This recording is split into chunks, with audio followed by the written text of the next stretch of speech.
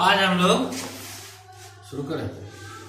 आज हम लोग एसिड बेस साल्ट केमिस्ट्री का दूसरा चैप्टर देखेंगे। एक्चुअली हमारे डेली लाइफ में ये सब इन सब चीजों से, एसिड से, बेस से, साल्ट से रोज हम लोगों का काम पड़ता है, वास्ता पड़ता है, लेकिन उसके बारे में हम लोग ध्यान नहीं देते। सबसे पहले तो देखें कि एसिड कहते किसको है।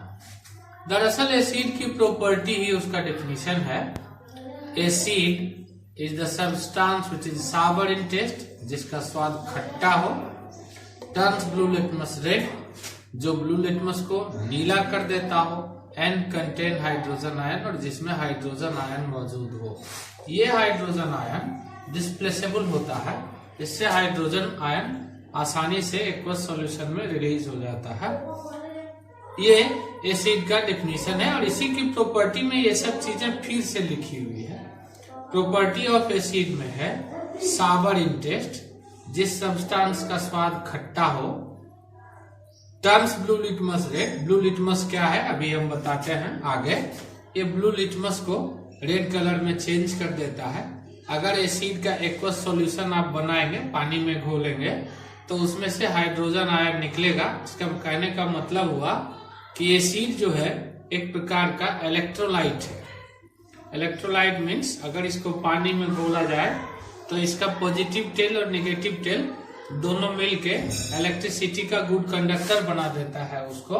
तो इसमें हाइड्रोजन आयन जो है वो रिलीज हो जाता है। हाइड्रोजन आयन आगे बताएंगे किस तरह से हाइड्रोनियम आयन में चेंज हो जाता है। हाइड्रोजन आयन अकेला नहीं रहता है। और क्लोराइड मेटल, अगर मेटल के साथ एसिड को रिएक्ट कराया जाए तो वह मेटल से रिएक्ट करके साल्ट बनाता है। इसीलिए हमारे डेली लाइफ में बहुत सारी चीजें हैं, जैसे दही, जैसे घर में कड़ी बनाया जाता है, या और भी खट्टी चीजें, नींबू का रस, लेमन जूस, इन सब चीजों को मेटल के कंटेनर में, खासकर स्टील को छोड़कर, स्टील दरअसल प्योर मेटल नहीं है, एलॉय है, तो आप उसको किसी ऐसे कंटेनर में, ऐसे बर्तन में नहीं रखते हैं जो उसको खराब कर दे, क्योंकि ये मेटल से आसानी से रिएक्ट कर जाता है। अब एसिड और बेस का इंडिकेशन कैसे होता है? दरअसल जो इंडिकेट करता हो कि ये एसिड है या बेस है, उसको इंडिकेटर कहते हैं। सबसे पहला इंडिकेटर, नेचुरल इंडिकेटर है लिटमस पेपर। ये लीचेन प्लांट से बनता है। ये एसिड और बेस में पहचान है। दरअसल लिटमस का अपना कलर तो पर्पल होता है, लेकिन एसिड जो है ये ब्लू लिटमस को रेड करता है और बेस रेड लिटमस को ब्लू में चेंज कर देता है। ये आपको लिख देना पड़ेगा, ये सब थोड़ा याद रखना पड़ेगा। इस तरह से दूसरा इंडिकेटर फिनोल्फिनीन सॉल्यूशन है, ये कलरलेस होता है। इसको अगर बेस में डालेंगे तो ये पिंक कलर का हो जाएगा, फिर इसको अगर एसिड में डालेंगे तो ये वापस कलरलेस हो जाएगा। तीसरा इंडिकेटर है टर्मरिक, हल्दी, येलो कलर होता है, घरों में आप लोग खूब देखते हैं। अगर किसी कपड़े पर हल्दी लग जाए और उस पर नींबू रगड़ी है तो आप आसानी से देख सकते हैं उसका कलर जो है रेडिश ब्राउन हो जाएगा। और अगर उसमें बेसिक सॉल्यूशन जैसे सोडियम हाइड्रोक्साइड, खाने वाला सोडा, उस पर डाल दीजिए तो वो रेड कलर का हो जाएगा। मिथाइल ऑरेंज भी इसी तरह का एक इंडिकेटर, ऑरेंज कलर होता है इसका। एसिड में यह रेड कलर बन जाता है और बेस में इसका कलर येलो हो जाता है। तो ये चार इंडिकेटर जो मैं बताया, इसके अलावा कुछ और नेचुरल इंडिकेटर है, कुछ ऑल्फैक्टरी इंडिकेटर है, वो मैं आगे बताता हूं। ये चार इंडिकेटर आपको ध्यान रखना होगा। लिटमस, एसिड ब्लू लिटमस को रेड करता है, बेस रेड लिटमस को ब्लू बना देता है। फिनोल्फिनीन कलरलेस होता है, बेसिक सॉल्यूशन इसको पिंक कलर में चेंज करता है, और यही पिंक कलर फिर से अगर एसिड में डाल दिया जाए तो ये कलरलेस हो जाता है। एसिड के बूंद इसमें डाले जाए फिनोल्फिनीन में तो इसको कलरलेस बना देता है। टर्मरिक, एसिड में ये रेडिश ब्राउन कलर बन जाता है और बेस में इसका कलर रेड हो जाता है। मिथाइल ऑरेंज, ऑरेंज होता है इसका कलर, एसिड इस ऑरेंज कलर को रेड कलर में चेंज कर देता है और बेस इस ऑरेंज कलर को येलो कलर में चेंज कर देता है। अब हम लोग एक और नेचुरल इंडिकेटर रेड कैबेज, लाल गोभी, ये पत्ता गोभी होता है रेड कलर का, ये भी बेसिक सॉल्यूशन में ब्लू कलर का चेंज हो जाता है। इसका कलर भी ब्लू हो जाता है बेसिक सॉल्यूशन में, ध्यान रहे। एसिडिक सॉल्यूशन में इसका कलर चेंज नहीं होता है। एक होता है ऑल्फैक्टरी इंडिकेटर। ऑल्फैक्टरी इंडिकेटर ऐसे इंडिकेटर को कहते हैं जिसमें एसिड या बेस डाला जाए तो उसका स्मेल या ओड्योर उसका चेंज हो जाता है या डिसअपियर हो जाता है। ऐसा एक एग्जांपल आपको हम बताए हैं, ओनियन, प्याज में एक स्पेशल गंध है। प्याज कटता है तो उसका गंध आपको आसानी से समझ में आता है, या आप उसको प्याज को सूंघे तो भी उसमें एक स्पेशल स्मेल होता है। वो स्मेल अगर उस पर एसिडिक सॉल्यूशन, घर में खाने वाला सोडा हो तो डालिए बेसिक सॉल्यूशन, तो उसका स्मेल जो है वो गायब हो जाएगा, डिसअपियर हो जाएगा। आप फिर से प्याज के स्मेल को पहचान नहीं सकते हैं। अब हम बात करेंगे टाइप्स ऑफ एसिड की, और हमारे डेली लाइफ में हम कौन कौन सा एसिड यूज करते हैं जिसका हमको पता नहीं चलता, या जिस पर हम ध्यान नहीं देते कि हम एसिडिक सॉल्यूशन यूज कर रहे हैं अपने खाने में, अपने काम करने में। एसिडिक और बेसिक सॉल्यूशन ढेर सा हम लोग उपयोग करते हैं। अब हम लोग देखें हमारे डेली लाइफ में हम लोग कौन कौन सा एसिड यूज करते हैं, या इसको देख रहे होते हैं। सबसे पहला तो दही, कर्ड, इसमें लैक्टिक एसिड होता है। इसका फार्मूला भी लिख दिया है, केमिकल फार्मूला C3H6O3। दूसरा लेमन, नींबू या ऑरेंज, संतरा, इसमें सिट्रिक एसिड होता है C6H8O7 इसका फार्मूला है, याद रखिएगा। सिट्रिक एसिड विटामिन सी का इंपोर्टेंट सोर्स है। विनेगर, सिरका जिसको कहते हैं, एसिटिक एसिड होता है इसमें CH3COOH, एसिटिक एसिड का केमिकल फार्मूला है। ग्रेप्स, अंगूर, अनराइप्ड मैंगो, कच्चा आम या टमरिंड, इमली, इन सबों में टर्टरिक एसिड पाया जाता है। इसमें इसका जो केमिकल फार्मूला है ये है C4H6O6। स्पेनिच, पालक, ऑक्जेलिक एसिड इसमें होता है C2H2O4 इसका केमिकल फार्मूला है। आंवला या कोई भी रसदार फल, सिट्रस फ्रूट। एस्कॉर्बिक एसिड होता है इसमें C6H8O6 इसका फार्मूला है। कुछ और एसिड में आपको डेली यूजेस का लिखता हूं।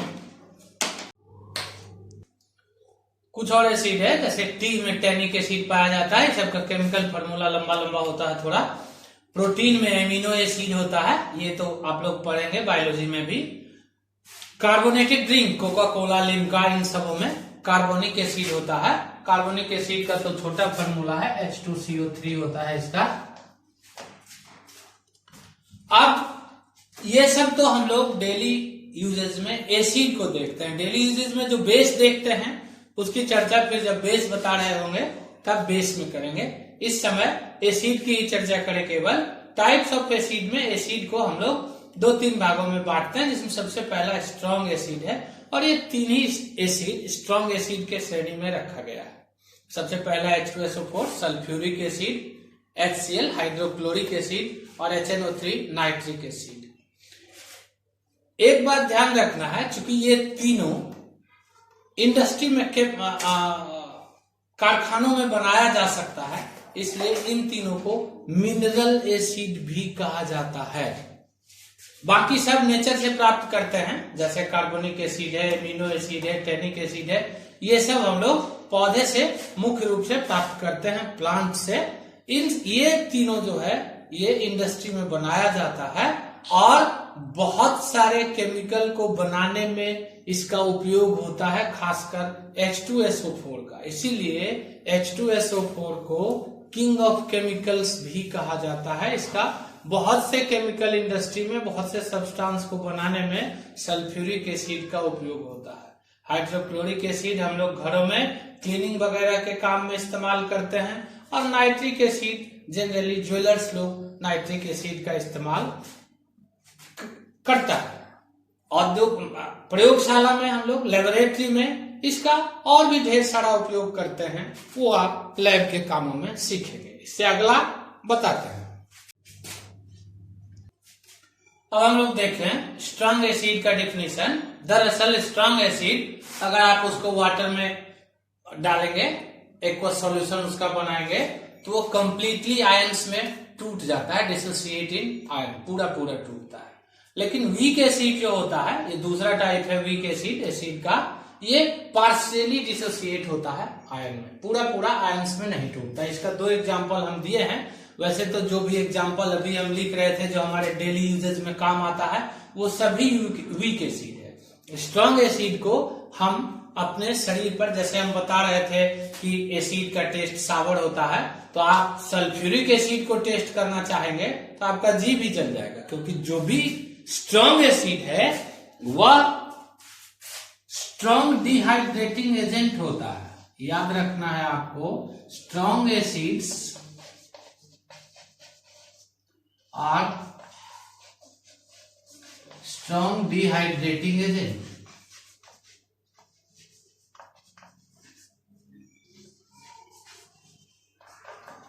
डिहाइड्रेटिंग एजेंट, डिहाइड्रेटिंग का मतलब कि ये अगर किसी चीज में आप इसको मिलाते हैं या किसी चीज पर डालते हैं तो उससे वाटर बहुत तेजी से एब्जॉर्ब कर लेता है।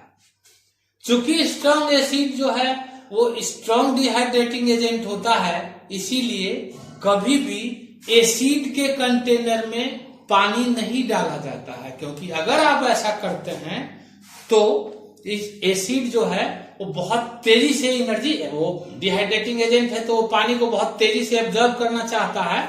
इस कारण से उसकी एनर्जी पानी डालते ही काफी बढ़ जाती है और वो कंटेनर से उछल के बाहर आपके शरीर पे पड़ जाएगा और आप जल जाएंगे। उससे आपके स्किन से भी जो वाटर का पोर्शन है वो डिहाइड्रेट करना शुरू कर देगा, तो उससे आपको जलन महसूस होगा। इसलिए स्ट्रॉन्ग एसिड को आप टेस्ट करके आइडेंटिफाई नहीं कर सकते। लैब में कभी भी एसिड या बेस जो भी है, बगैर इंस्ट्रक्शन के आप किसी चीज को हाथ में सटाना या जीभ में टच करना, वो इंस्ट्रक्टर के इंस्ट्रक्शन से ही करना है, क्यूरियोसिटी से नहीं उसको आपको छू देना है, तो फिर आप एक्सीडेंट में फंस जाएंगे। तो स्ट्रॉन्ग एसिड जो है ये स्ट्रॉन्ग डिहाइड्रेटिंग एजेंट होता है, वीक एसिड ऐसा नहीं होता। इसीलिए वीक एसिड का उपयोग हम लोग खाने पीने के क्रम में करते हैं। कार्बोनिक एसिड हम आपको बताए उस समय। सल्फोनिक एसिड जो है ये जनरली एसिड रेन, एटमॉस्फेयर में सल्फर डाइऑक्साइड बहुत ज्यादा होता है और एटमॉस्फेरिक मॉइस्चर से रिएक्ट करके सल्फोनिक एसिड बनाता है, हानिकारक होता है। ये आगे चर्चा करेंगे। एसिड रेन में सल्फोनिक एसिड ही ज्यादा पाया जाता है, हालांकि कुछ मात्रा में कार्बोनिक एसिड भी होता है, लेकिन ज्यादा सल्फोनिक एसिड होता है और यही हानिकारक भी है। अब हम आगे चर्चा करते हैं एसिड के केमिकल प्रॉपर्टी की। अब हम लोग देखें एसिड का पहला chemical property, acid react with metal forms hydrogen gas. पहले भी देख चुके हैं, पहले चैप्टर में भी। ग्रेनुलेटेड जिंक सल्फ्यूरिक एसिड के साथ रिएक्ट करके जिंक सल्फेट बनाता है और हाइड्रोजन गैस बनाता है। दूसरी प्रॉपर्टी है acid react with metal carbonate and forms CO2 gas. Metal carbonate में लिए हैं हम पहला सोडियम कार्बोनेट, जो हाइड्रोक्लोरिक एसिड के साथ रिएक्ट करता है, बनाता है सोडियम क्लोराइड। साल्ट है, कॉमन साल्ट का फॉर्मूला है ये। Sodium chloride carbon dioxide gas बनाता है और वाटर बनाता है। सोडियम हाइड्रोजन कार्बोनेट कहते हैं, खाने वाला सोडा है ये, घरों में खूब इसका उपयोग होता है। NaHCO3 हाइड्रोक्लोरिक एसिड के साथ रिएक्ट करके प्रोडक्ट यही रहता है और ये बैलेंस नहीं होता है, इसमें हाइड्रोक्लोरिक एसिड जो है वो ज्यादा लगता है, 2 मॉलिक्यूल्स उसका लेना पड़ता है। इसमें एक ही मॉलिक्यूल के साथ रिएक्ट करके सोडियम क्लोराइड, कार्बन डाइऑक्साइड और वाटर बनाता है। कुछ और कार्बोनेट के रिएक्शन को हम देखेंगे, जैसे कैल्शियम कार्बोनेट से ये कैसे रिएक्ट करता है, साथ साथ कार्बन डाइऑक्साइड गैस की एक प्रॉपर्टी भी बताएंगे। अब हम लोग देखेंगे कैल्शियम कार्बोनेट के साथ अगर हाइड्रोक्लोरिक एसिड को रिएक्ट कराया जाए तो ये भी कैल्शियम क्लोराइड, कार्बन डाइऑक्साइड और वाटर बनाता है। कार्बन डाइऑक्साइड की प्रॉपर्टी होती है कि अगर कैल्शियम हाइड्रोक्साइड में, दरअसल ये लाइम वाटर है, इसको चूने का पानी कहते हैं, जिससे हम लोग व्हाइट वॉशिंग करते हैं। ये यही सॉल्यूशन होता है, चूने के पानी में सॉल्यूशन से ही व्हाइट वॉश किया जाता है। इसमें अगर कार्बन डाइऑक्साइड रिएक्ट करता है तो ये फिर से कैल्शियम कार्बोनेट का प्रेसिपिटेट बनाता है और वाटर बनाता है। ये चूंकि व्हाइट कलर का होता है, इसलिए यह प्रेसिपिटेट इस सॉल्यूशन को मिल्की कलर का बना देता है, दूधिया रंग का बना देता है। इसमें यदि और कार्बन डाइऑक्साइड मिलाया जाए तो ये फिर से कैल्शियम बाइकार्बोनेट या कैल्शियम हाइड्रोजन कार्बोनेट बनाया जाता है, कैल्शियम हाइड्रोजन कार्बोनेट बना देता है। यह कैल्शियम हाइड्रोजन कार्बोनेट का जो मिल्कीनेस है वो डिसअपीयर हो जाता है और ये सॉल्युबल है, ये प्रेसिपिटेट जो इसका था वो अब एक्वस सॉल्यूशन बना देता है। इसी कारण से वैसे इंडस्ट्री में जिसमें धुआं ज्यादा निकलता है तो धुएं के ट्रीटमेंट के लिए लाइम वाटर से उस धुएं को, स्मोक को गुजारा जाता है और जो आखिर में इस तरह का सॉल्यूशन बनाता है और ये हानिकारक कम होता है। तो ये दो प्रॉपर्टी याद रखना है। घरों में भी जो हम लोग व्हाइट वॉश करते हैं वो एटमॉस्फेयर में, हमारे घरों में जो कार्बन डाइऑक्साइड गैस होता है उससे रिएक्ट करके कैल्शियम कार्बोनेट बना देता है, जो एक कठोर परत दीवार पर बना लेता है और हमारे घरों की सुरक्षा करता है। दीवार में जो सीमेंट वगैरह, बालू वगैरह लगा हुआ है उसकी सुरक्षा करता है। साथ में सफेद कलर का कलर भी सुंदर दिखता है। तो दोनों दृष्टिकोण से घरों में व्हाइट वॉश किया जाता है और यही रिएक्शन वॉल की सुरक्षा करता है। तो ये चीजें आपको ध्यान में रखनी है। एक और प्रॉपर्टी है, एसिड को अगर आप बेस के साथ रिएक्ट करा दें तो ये न्यूट्रलाइजेशन रिएक्शन हो जाएगा, न्यूट्रल बना देगा वो। ये देखिए बेस है sodium hydroxide NaOH plus hydrochloric acid है, ये दोनों मिलाएंगे तो बनेगा NaCl प्लस H2O। ये साल्ट है और ये वाटर है। तो इस तरह से एक और प्रॉपर्टी है इसका, वो भी हम लोग देख लेते हैं। अब हम लोग देखें इसका आखिरी का property, acid react with metal oxide form salt and water. Copper oxide जिसका कलर ब्लैक होता है, अगर इसको हाइड्रोक्लोरिक एसिड के साथ रिएक्ट कराया जाए तो बनाएगा कॉपर क्लोराइड।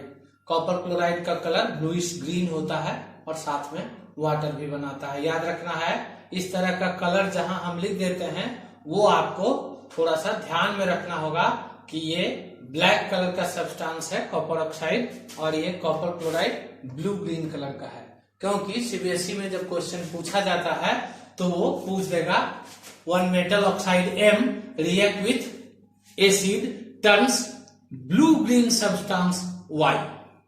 तो उसमें आपको पहचान करना होगा, और अगर आपको कलर ही याद नहीं रहेगा तो आप नहीं पहचान कर सकेंगे कि ब्लैक कलर का सब्सटेंस कॉपर ऑक्साइड है, एसिडिक सब्सटेंस जो है हाइड्रोक्लोरिक एसिड है और बनाता है कॉपर क्लोराइड। इसलिए कलर को आपको ध्यान में रखना है। अगले भाग में कल हम चर्चा करेंगे बेस की, एसिड क्या है, एसिड का केमिकल रिएक्शन जो उसमें इन्वॉल्व है वो, और कौन कौन सा एसिड हमारे घरों में यूज होता है जिसको हम डेली लाइफ में यूज करते हैं।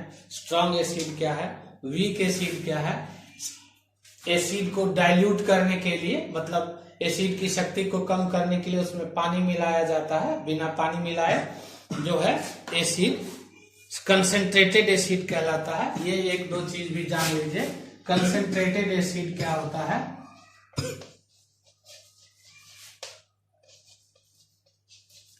इसमें पानी का बहुत कम अमाउंट होता है, वाटर स्मॉल अमाउंट में होता है। और डाइल्यूट एसिड जो है इसमें पानी की ज्यादा मात्रा होती है, इसमें पानी मिला दिया जाता है। एक बात और आपको बता दें कि एसिड अगर गैसियस फॉर्म में हो, जैसे HCl अगर गैसियस स्टेट में लिया गया है तो ये एसिडिक बिहेवियर शो नहीं करेगा। एसिड कोई भी एसिडिक बिहेवियर तब शो करेगा जब इसका एक्वस सॉल्यूशन लिया जाएगा। एक्वस सॉल्यूशन ही एसिडिक बिहेवियर शो करता है, ये ध्यान रखना है आपको। इसलिए कंसेंट्रेटेड एसिड में पानी की थोड़ी मात्रा जितनी उसमें मिलाया जाना चाहिए उतना मिला लेते हैं। कंसंट्रेटेड एसिड के बदले कभी कभी उसकी शक्ति को कम करने के लिए हमको अपने केमिकल रिएक्शन के लिए डाइल्यूट एसिड की आवश्यकता पड़ती है। तो डाइल्यूट एसिड में, कंसंट्रेटेड एसिड में ही वाटर मिलाया जाता है। ये हम आपको पहले बताए कि एसिड जो है वो स्ट्रॉन्ग डिहाइड्रेटिंग एजेंट है, इसलिए एसिड में पानी सीधे नहीं मिलाते हैं बल्कि वाटर में एसिड धीरे धीरे मिलाया जाता है। तो ये आपको ध्यान में रखना है ये प्रॉपर्टी।